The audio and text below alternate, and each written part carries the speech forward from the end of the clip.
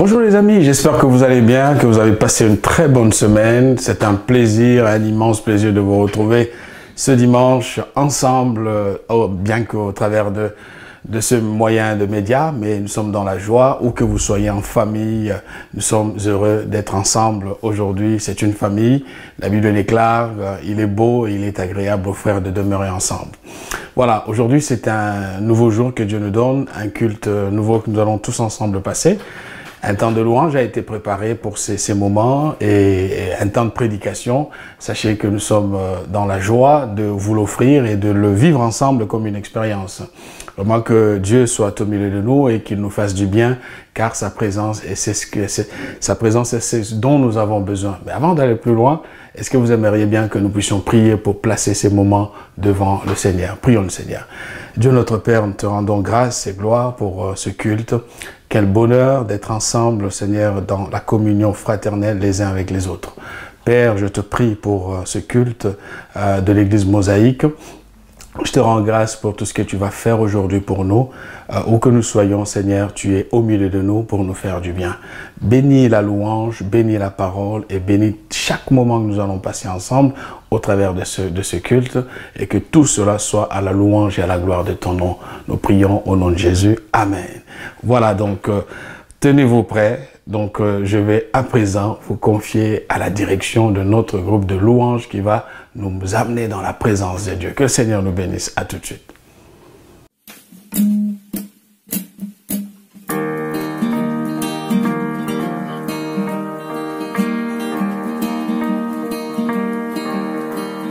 Chantons, car Dieu est parmi nous. Chantons, car Dieu est parmi nous. Louons, car Dieu est parmi nous. Amen.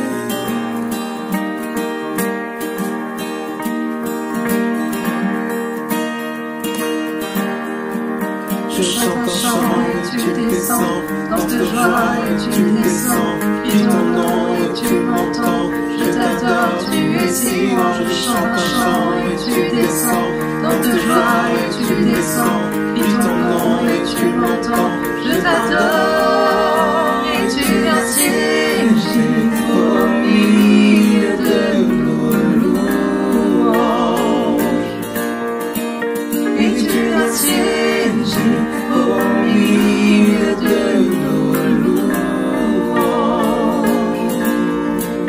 Chantons, car Dieu est parmi nous. Chantons, car Dieu est parmi nous. Louons, car Dieu est parmi nous. Amen.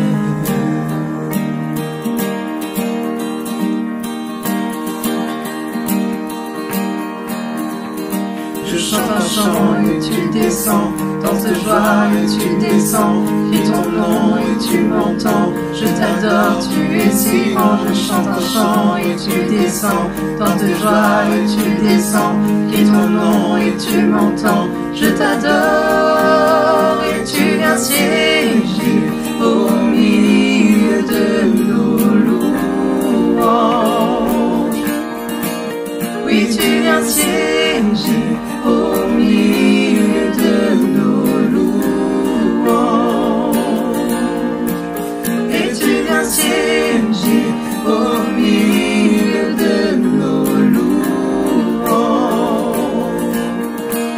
Oui, tu viens siéger au milieu de nos louanges, et tu viens siéger au milieu de nos louanges. Oui, tu viens siéger au milieu de nos louanges. Oui, tu viens siéger au milieu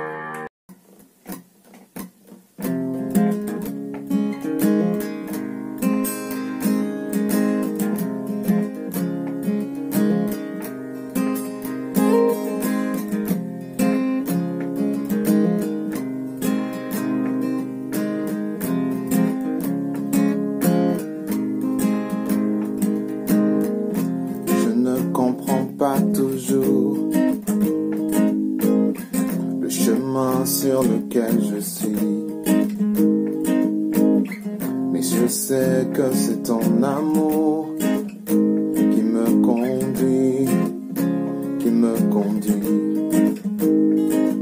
Alors, pour toujours je t'adore. Alors, je chante encore et encore. Tu changes des airs en Éden, transforme la vallée de mes peines en source où jaillissent la vie, l'espérance, jardin de délices où je chante et je danse.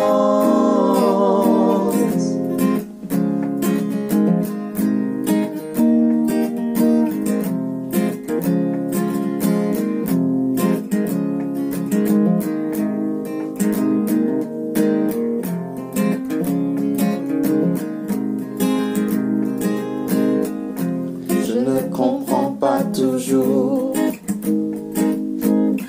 le chemin sur lequel je suis,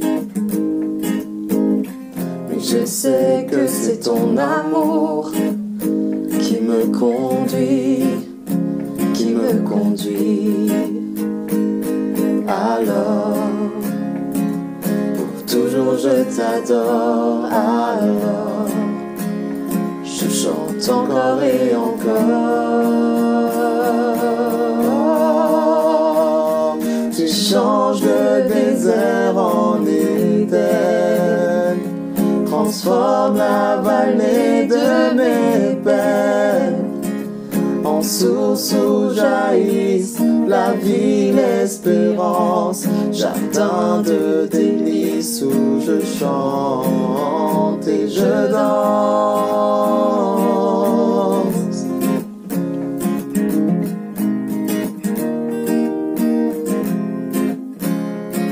Tu changes ma langue bien, nous ouvre le chemin, tu changes le désert en Éden.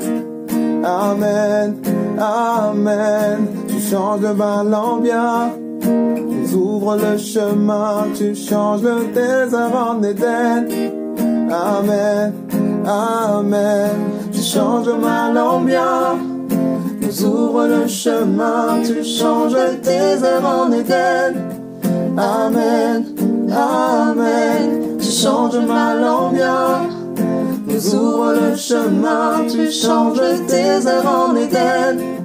Amen, amen. Tu changes le désert en Éden, transforme la vallée de mes peines en source où jaillissent la vie, l'espérance, jardin de délices où je chante et je danse. Tu changes le désert en Éden, transforme la vallée de mes peines en source où jaillissent la vie, l'espérance, jardin de délices où je chante et je danse.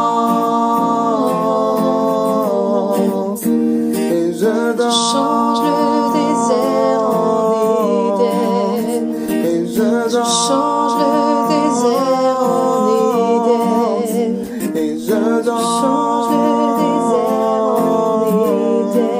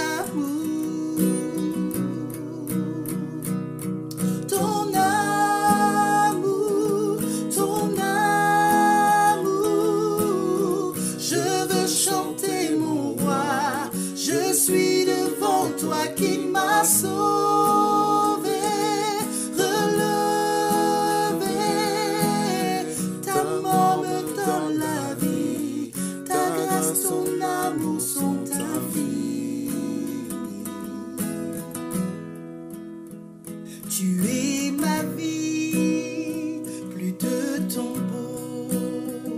Tu prends ma honte, toi mon repos. Ton chant d'espoir remplit ma vie. C'est ton amour, ton amour, ton amour. Je veux chanter mon roi. Je suis devant toi qui m'as sauvé, relevé. Ta mort me donne la vie, ta grâce, ton amour sont infinis. C'est par ta douceur que tu as touché mon cœur. C'est par ta douceur que tu as touché mon cœur. C'est par ta douceur que tu as touché mon cœur. C'est par ta douceur que tu as touché mon cœur. Ton amour, ton amour. Je veux chanter mon roi. Je suis devant toi qui m'a sauvé, qui m'a relevé. Ta mort me donne la vie, ta grâce, ton amour, oh, ton amour, ton amour. Je veux chanter mon roi. Je suis devant toi qui m'a sauvé, qui m'a relevé. Ta mort me donne la vie, ta grâce, ton amour sont infinis.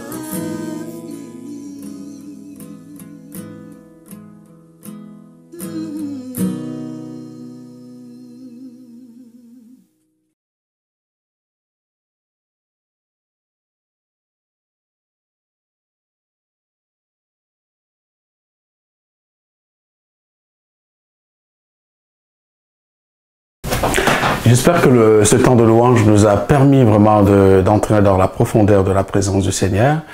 Je vais à présent vous présenter les annonces. Je vais d'abord vous inviter avec en toute générosité, si vous le souhaitez, de nous soutenir, de nous déposer par un virement ou par chèque, par quelques moyens. Sachez que votre don est une bénédiction, sera une bénédiction pour nous. Voilà, sentez-vous libre, comme dit l'apôtre Paul, que celui qui donne, donne avec joie. Voilà, que le Seigneur vous bénisse et sachez que nous vous en serons reconnaissants pour cela. Pour les annonces, j'aimerais vous inviter, vous tous qui êtes de la communauté ou qui êtes au loin, vous qui souhaitez nous joindre chaque matin pour un temps de prière. L'église est réunie le matin à 6h30 pour prier. Et donc, comme s'affiche sur comme vous avez sur l'écran, notre numéro Zoom, prenez ce numéro Zoom et rejoignez-nous tous les matins où nous nous retrouvons pour prier. Nous avons les études bibliques tous les mercredis à 19h30 et donc actuellement nous sommes en train de voir comment Jésus-Christ voit-il son Église et nous parlons des 7 églises de l'Apocalypse. C'est un temps vraiment de grande bénédiction parce que le Seigneur nous permet de creuser dans sa parole pour y puiser toutes les richesses nécessaires pour notre édification. Sachez vraiment que ce sont des temps qui forment et vous voulez augmenter votre bagage biblique, connaissance biblique, n'hésitez pas à nous rejoindre tous les mercredis à 19h30 sur Zoom comme cela s'affiche sur l'écran. J'aimerais aussi vous dire que l'Église existe sur les réseaux sociaux. Vous avez la possibilité d'aller sur notre page Facebook, Instagram. ou notre chaîne YouTube, n'hésitez pas à l'aimer, à la partager avec d'autres personnes pour que nous puissions être nombreux à propager le message de la bonne nouvelle. Voilà donc à ce qui concerne les annonces. Je vais donc vous inviter à prendre votre Bible, votre cahier, quel que soit le support, à vous placer devant Dieu pour écouter sa parole. Et ce dimanche, le prédicateur qui nous apporte la parole de Dieu, c'est le pasteur Alexandre Antoine qui va nous annoncer ce que Dieu a déposé sur son cœur. Que le Seigneur nous bénisse et à tout à l'heure.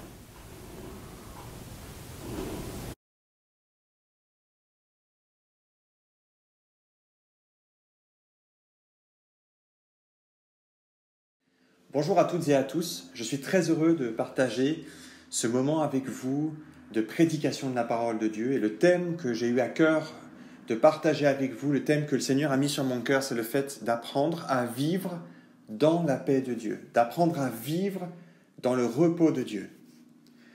Nous avons traversé une crise qui a réveillé le monde sur sa fragilité, sur la réalité de la mort qui peut nous frapper à tout moment, sur l'aspect tellement circonstanciel de l'équilibre financier de nos sociétés et du système dans lequel nous vivons.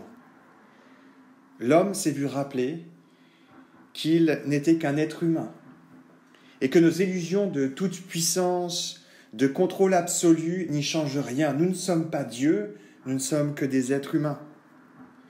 Et nous ouvrons les yeux aujourd'hui sur une nouvelle saison d'incertitude. De quoi demain sera fait? Nul ne le sait. Et tu es peut-être, toi mon ami, dans de grands questionnements sur ta santé, sur ton travail, sur ce que sera demain, sur l'avenir de tes proches, l'avenir de tes enfants. Et face à ces différents aspects de la réalité, Dieu nous appelle à entrer dans son repos et à vivre sa paix.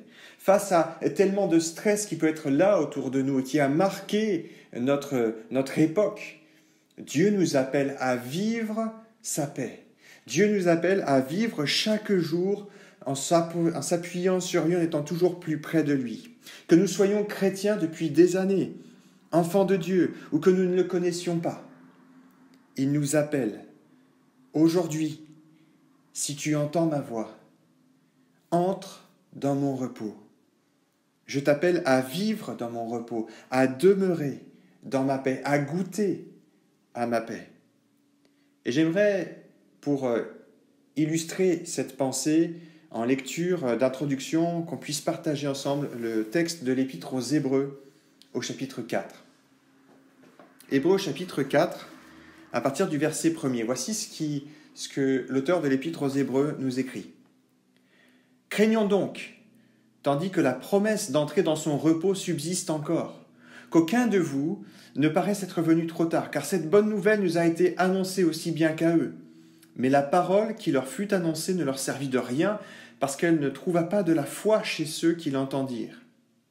Pour nous qui avons cru, nous entrons dans le repos, selon qu'il est dit, je jurai dans ma colère, ils n'entreront pas dans mon repos. Il dit cela, quoique ses œuvres eussent été achevées depuis la création du monde, car il a parlé quelque part ainsi du 7e jour, et Dieu se reposa de toutes ses œuvres le 7e jour.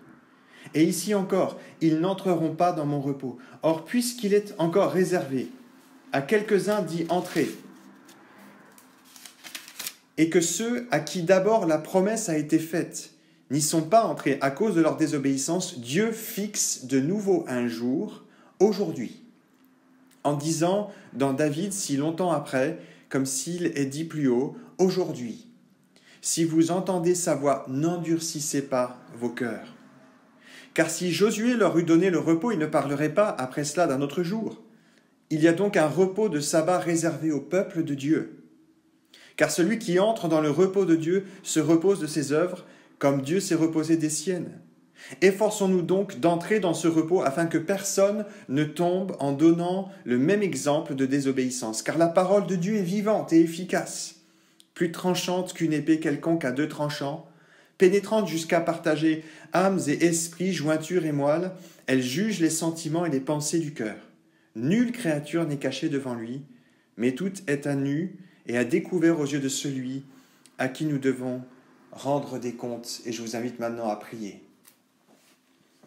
Seigneur, merci pour ce moment qu'on peut vivre ensemble.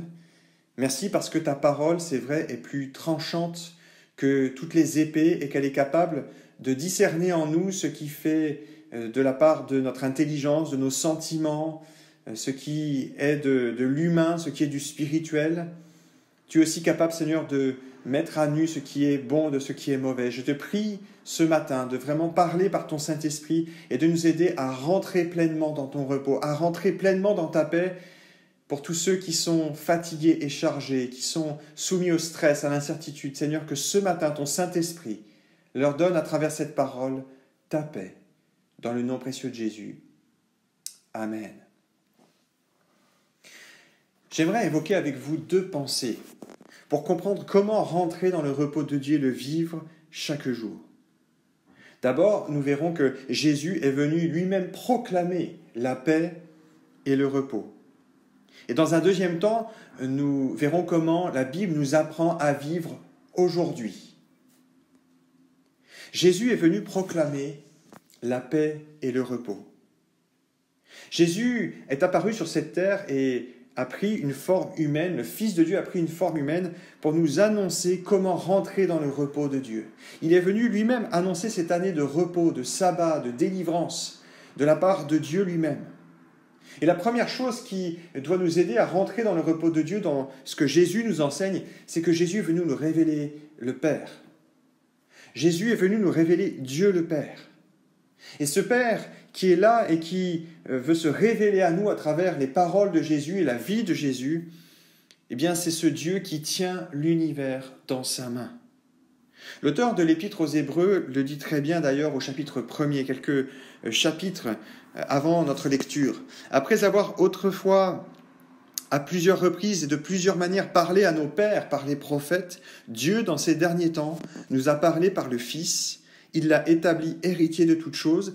Par lui, par le Fils, il a aussi créé l'univers. Le Fils est le reflet de sa gloire et l'empreinte de sa personne, et il soutient toutes choses par sa parole puissante. Il a fait la purification des péchés et s'est assis à la droite de la majesté divine dans les lieux très hauts. Le Fils, la parole de Dieu, tient l'univers entier dans ses mains. Et sûrement vous connaissez ce merveilleux chant qui dit « Il tient le monde entier dans ses mains ». Il tient ta vie dans ses mains. Il est ton Père. Et Jésus est venu nous révéler que Dieu est notre Père et qu'il tient nos vies dans ses mains quand nous lui confions. Tu n'as rien à craindre, tu peux être dans le repos parce qu'il tient nos vies dans ses mains. Plus que de tenir simplement nos vies dans ses mains et de contrôler l'univers, cette toute-puissance, Dieu l'utilise uniquement pour manifester son amour. Puisque Jésus est venu révéler ce Père qui nous aime d'un amour infini. L'apôtre Jean, qui a vécu avec Jésus, le dit à sa manière et le dit ainsi dans 1 Jean 3, chapitre 3, verset 1. « Voyez quel amour le Père nous a témoigné pour que nous soyons appelés enfants de Dieu, et nous le sommes. Si le monde ne nous connaît pas, c'est qu'il ne l'a pas connu. » Voyez quel amour le Père. Ce Dieu tout-puissant tient ta vie dans sa main et tu peux être certain qu'il est là avec toi et il t'aime. Jésus est venu révéler ce repos qu'on peut trouver dans le Père. Jésus est venu aussi accomplir une œuvre qui nous aide à rentrer pleinement dans le repos de Dieu. Pourquoi ? Parce que ce Dieu tout-puissant qui nous aime est en même temps un Dieu saint. Et notre péché, ce qui nous tient loin de Dieu, le mal que nous commettons et que nous subissons pourrait être là comme une séparation entre Dieu et nous, mais Jésus a réglé le problème du péché. Jésus est venu proclamer cette paix et ce repos de Dieu. Jésus a réglé une fois pour toutes le problème du péché dans nos vies. Il a réglé le problème du mal que nous commettons. Il est venu guérir le mal que nous subissons. Jésus a détruit le péché en l'emmenant dans la mort qu'il a subie à la croix. Il a emmené le péché avec lui. Et c'était pourquoi il a pu dire « Tout est accompli ». Le repos est ouvert, la paix est ouverte. Le repos de Dieu, la paix de Dieu est disponible pour tous ceux qui ont leur péché pardonné, qui ont leur conscience lavée. Dit autrement, le problème de ma relation avec mon Père, de ma relation avec Dieu est réglé. Ce Dieu qui tient tout dans sa main, eh bien, ma relation, ma connexion avec lui est rétablie. Je peux être rassuré parce que ce Dieu m'aime, ce Dieu tient l'univers entier dans sa main, tient ma vie dans sa main, tient mes jours dans sa main, tient mes circonstances dans sa main, et il m'aime et il a pourvu à mon salut au travers de Jésus. Si Jésus est venu proclamer la paix de Dieu, la paix révélée par le Père, si Jésus est venu nous faire rentrer dans le repos de Dieu en montant sur la croix, Jésus est venu aussi nous donner sa paix. Et Jésus est venu partager sa paix. Sa paix est un cadeau comme son Saint-Esprit est un cadeau. La paix de Dieu est un cadeau que Jésus nous a donné. Et il le dit à ses disciples en Jean chapitre 14, verset 27. « Je vous laisse ma paix, je vous donne ma paix. Je ne vous donne pas comme le monde donne, que votre cœur ne se trouble pas et ne s'alarme pas. » Jésus nous donne sa paix dans un temps tellement difficile où il y a tellement d'incertitudes. Peut-être que toi-même tu vis dans l'angoisse. Peut-être que même avant toute cette période, tu vivais dans l'angoisse, dans le stress, dans l'incertitude, en te stressant en permanence pour tout, en ayant peur de l'avenir, peur du passé. Jésus est venu te donner sa paix. Et cette paix, c'est la paix que Jésus lui-même nous a démontrée et a vécue lorsqu'il était sur cette terre. La paix face aux besoins d'argent, et il va l'apprendre à Pierre en particulier, lorsque Pierre se soucie de payer la taxe, eh bien Jésus lui dit « Mais écoute, va pêcher un poisson et tu trouveras de quoi payer pour toi et moi. » Jésus savait que son Père était capable de pourvoir pour lui. Jésus a eu la paix face à l'opposition non seulement des chefs religieux qui étaient là, mais l'opposition aussi de l'Empire romain, de Pilate lui-même. Jésus a eu la paix face aux oppositions qui étaient là autour de lui. Jésus a eu la paix face aux puissances des ténèbres. Il n'avait aucune crainte face aux puissances démoniaques. Face aux démons et à Satan lui-même, Jésus savait que Dieu le Père était ce Dieu qu'il aimait et qui tenait sa vie humaine, sa personne dans sa main. Jésus a eu la paix face à l'épreuve même de la croix, où lui-même a eu son esprit troublé, mais Jésus a traversé cela en vivant cette réalité de la paix de Dieu qui surpasse toute intelligence. Jésus te donne sa paix. Jésus est venu pour t'aider à vivre sa paix chaque jour. Jésus est venu pour t'aider à vivre dans le repos de Dieu. Mais il faut bien avouer que nous soyons croyants ou non, bien des fois notre paix est troublée.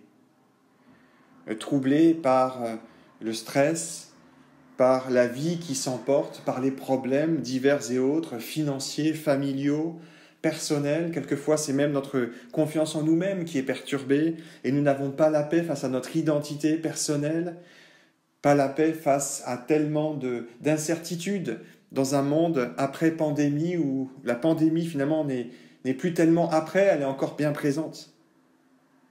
Eh bien, Jésus nous apprend à vivre aujourd'hui. Ça sera ma deuxième pensée. J'étais frappé de voir le nombre de fois où Jésus enseigne sur le jour, sur aujourd'hui. Et bien souvent, notre angoisse, la perte de notre paix, arrive parce que nous vivons ou trop dans l'avenir ou trop dans le passé. Apprendre à vivre aujourd'hui. L'enseignement et la vie de Jésus étaient centrés sur le aujourd'hui. Son enseignement, d'abord, on le retrouve en Luc chapitre 4, par exemple, quand Jésus prêche à Nazareth, sa prédication introductive, l'une des premières fois probablement qu'il prêche dans une synagogue. Et alors qu'il lit ce texte où Dieu parle dans Ésaïe de ce jour où il donne du repos, où il fait rentrer son peuple, ses enfants dans le repos qu'il a lui-même préparé, ce repos spirituel, physique, eh bien Jésus va dire « Aujourd'hui, cette parole est accomplie. » Les rabbins juifs de l'époque étaient habitués à beaucoup de commentaires sur ce texte. Mais ce texte, à chaque fois, se concluait par « un jour, dans l'avenir, Dieu répondra et donnera ce repos. » Mais Jésus, lorsqu'il dit « aujourd'hui », proclame que son enseignement est pour maintenant, pour aujourd'hui, pour chaque jour. On pourrait le traduire ainsi, chaque jour, cette parole s'accomplit à partir de maintenant. Jésus a enseigné sur les inquiétudes en Matthieu chapitre 6. Et il reprend cette notion de aujourd'hui en disant « Donne-nous notre pain aujourd'hui » à travers la prière du Notre Père qui est inclus dans ce passage sur les inquiétudes. « Donne-nous aujourd'hui ce dont nous avons besoin. » Et il va avoir cette fameuse parole quelques versets plus loin. « Ne te soucie pas du lendemain, à chaque jour suffit sa peine. » C'est aujourd'hui que Dieu t'appelle à vivre. C'est aujourd'hui que Dieu t'appelle à vivre sa paix. En Luc chapitre 19, je prends un dernier exemple, avec l'histoire de Zachée. Cet homme publicain qui voulait voir Jésus et qui, étant de petite taille, monte dans l'arbre, eh bien, Jésus va s'arrêter et va se tourner vers lui alors qu'il est en haut de l'arbre et lui dire « Il faut aujourd'hui que je sois dans ta maison. » Et Jésus va terminer son entretien avec Zachée qui a découvert le repos qu'il y a en Dieu, le repos de la conscience, de l'âme. Eh bien, Jésus va terminer en disant « Aujourd'hui, le salut est entré dans cette maison. » Jésus a enseigné donc sur la force, la puissance de vivre une vie aujourd'hui. Mais Jésus vivait pour le aujourd'hui. Jésus vivait pour le moment présent. Jésus était présent à ce qui se passait autour de lui et non pas uniquement projeté dans l'avenir ou en train de regarder en arrière, dans le passé. On en a au moins 2 exemples et il y en a tellement d'autres qu'on pourrait citer.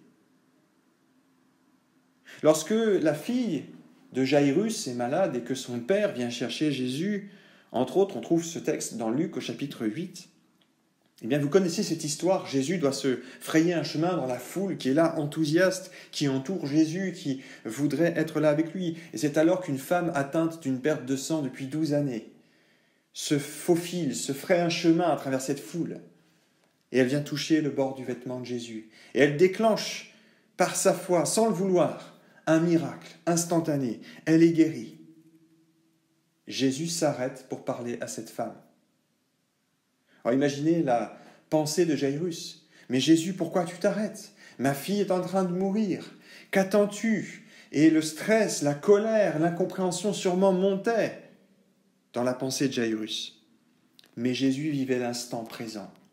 Et il savait que cette femme atteinte d'une perte de sang qui venait d'être guérie avait besoin de plus qu'une guérison physique. Elle avait besoin de rencontrer son Sauveur. Jésus a vécu l'instant présent et ne s'est pas laissé dicter sa vie par le stress, par le passé, par l'avenir, par l'urgence, mais Jésus vivait véritablement en communion avec son Père, dans la paix de Dieu à l'instant. Un deuxième exemple, la résurrection de Lazare, en Jean chapitre 11. Vous connaissez ce fameux récit, au bout de 4 jours, Jésus va ressusciter Lazare d'une manière absolument extraordinaire. Mais le récit nous précise bien que Jésus reste 2 jours là où il était. 2 jours avant d'aller rejoindre Béthanie. 2 jours avant d'aller sauver son ami.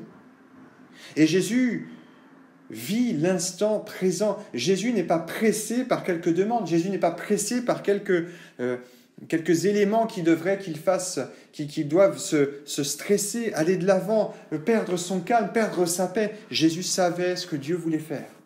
Jésus savait que son Père allait intervenir et il va le dire à ses disciples. Cette mort n'est pas pour la mort, c'est pour la gloire de Dieu, que la gloire de Dieu se manifeste. Jésus vivait l'instant présent. De la même manière que Jésus l'a enseigné, Jésus l'a vécu. Bien souvent, notre paix est troublée parce que nous ne vivons plus dans le présent où Dieu nous donne sa paix. Nous vivons soit dans le passé, soit dans l'avenir. Or, Dieu nous invite à ne plus vivre dans le passé.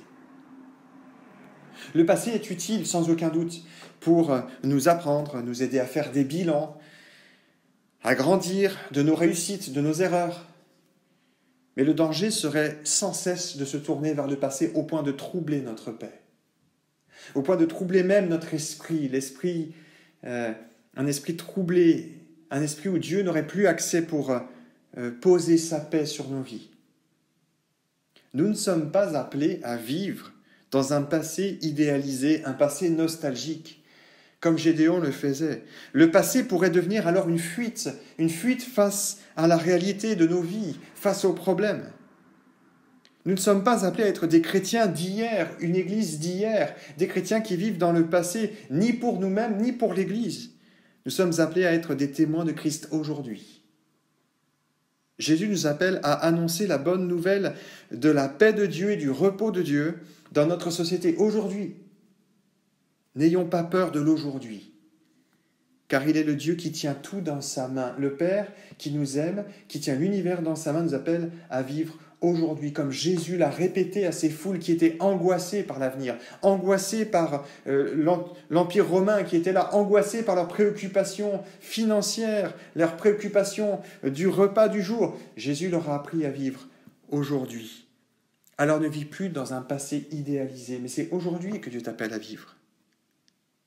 La paix de Dieu peut se perdre aussi quand on vit un passé douloureux, qu'on laisse un passé douloureux ressurgir en permanence.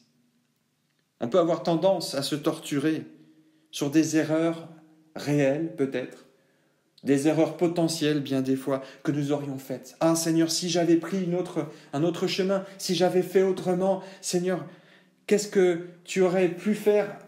Peut-être y avait-il une meilleure voie.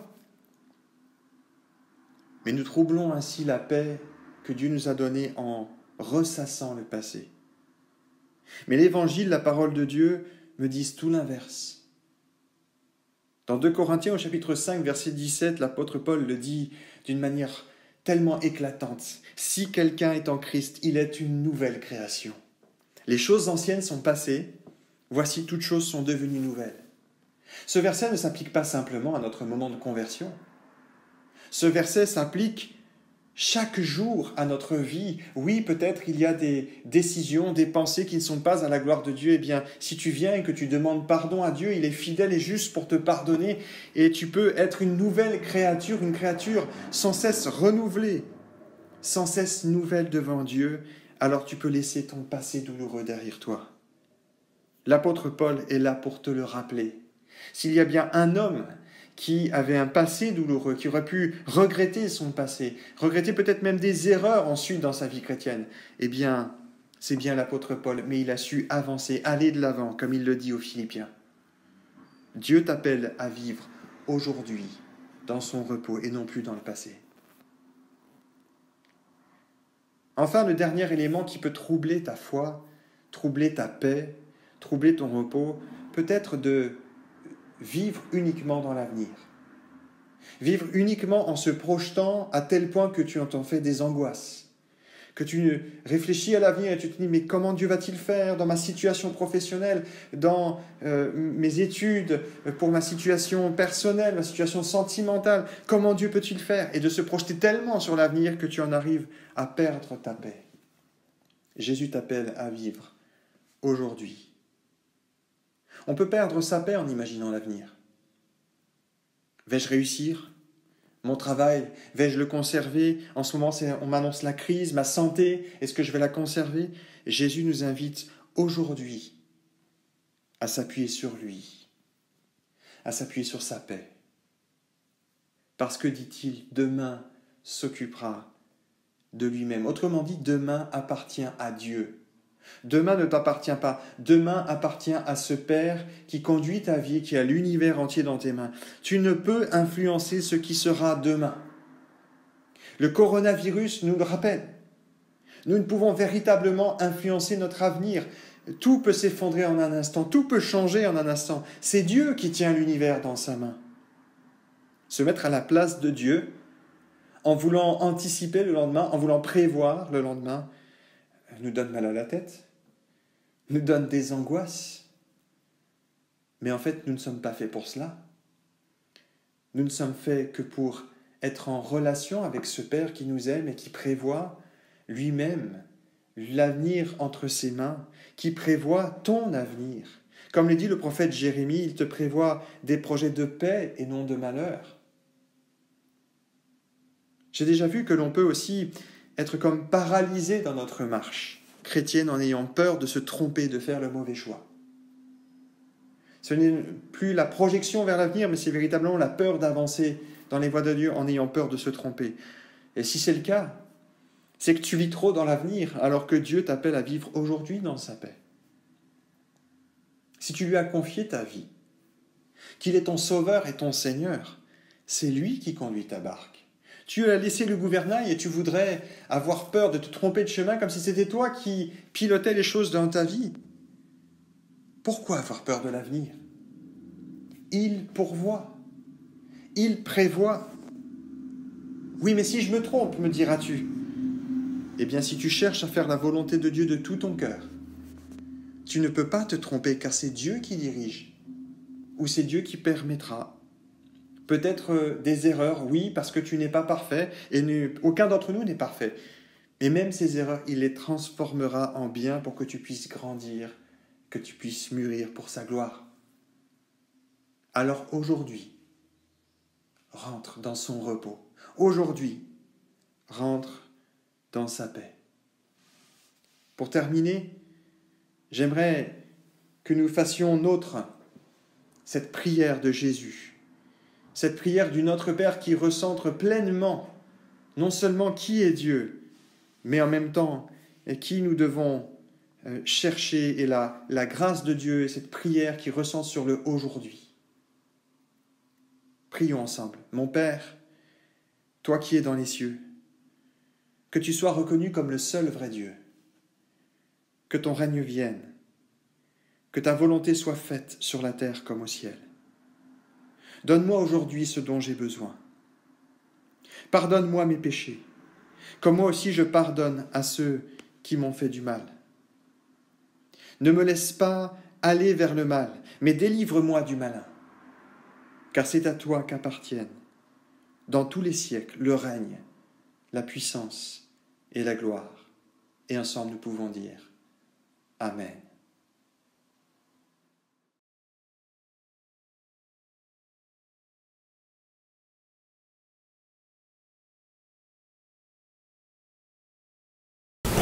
J'espère que cette parole vous a plu et que ça a pu vraiment rencontrer un besoin dans votre cœur.